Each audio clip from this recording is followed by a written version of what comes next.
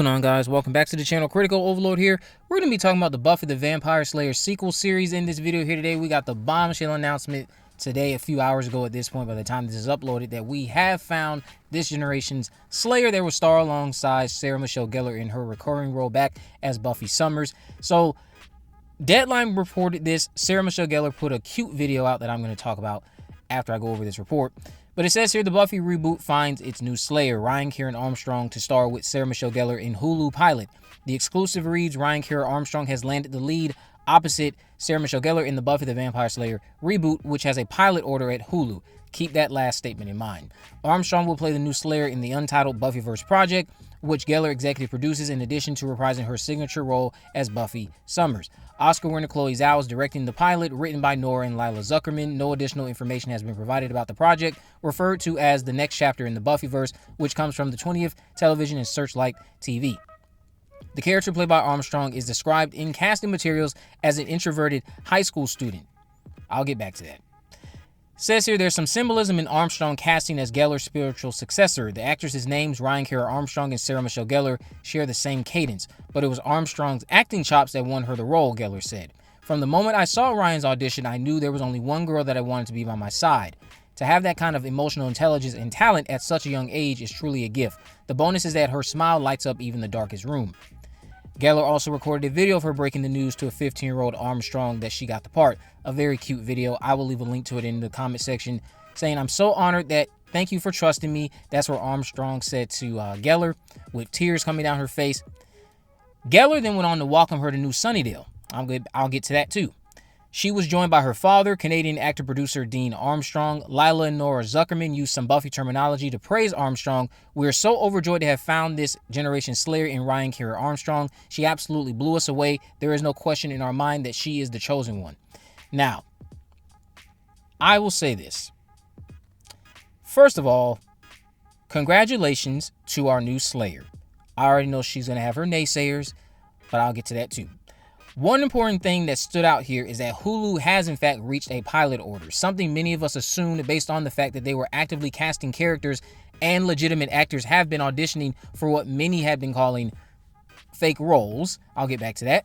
Even though from experience, what tends to happen is the roles are real and it's just the names that are fake. How are you wasting time casting characters for a show that doesn't have a pilot order?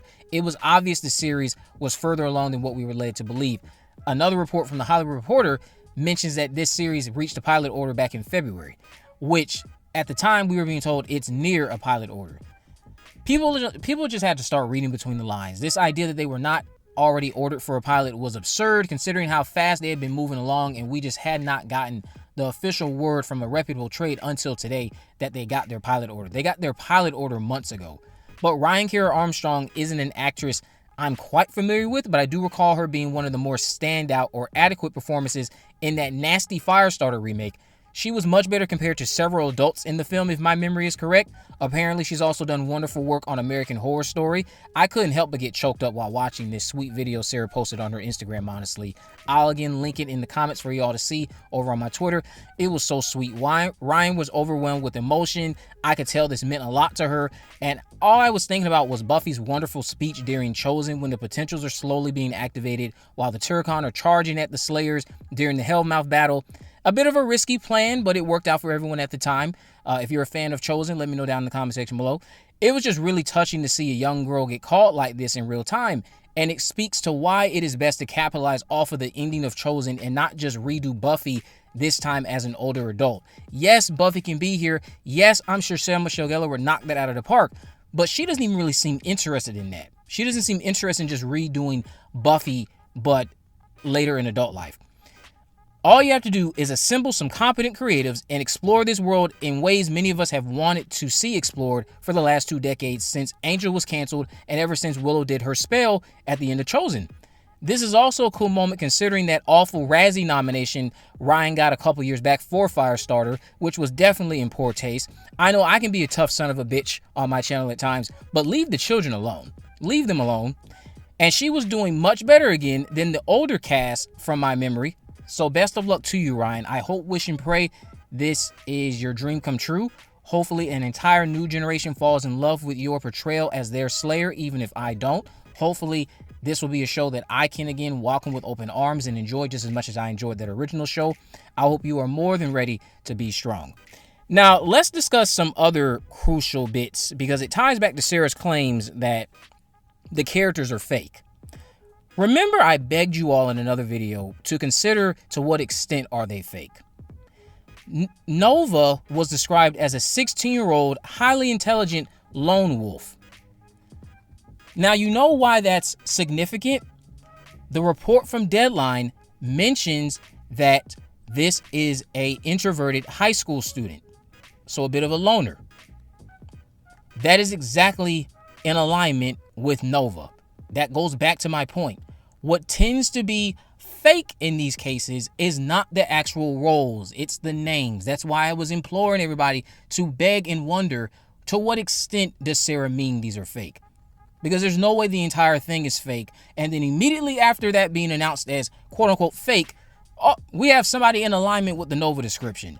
15, granted Nova's 16, high school student, lone wolf, Deadline being the more reputable trade, highlighting that this is a high school introvert.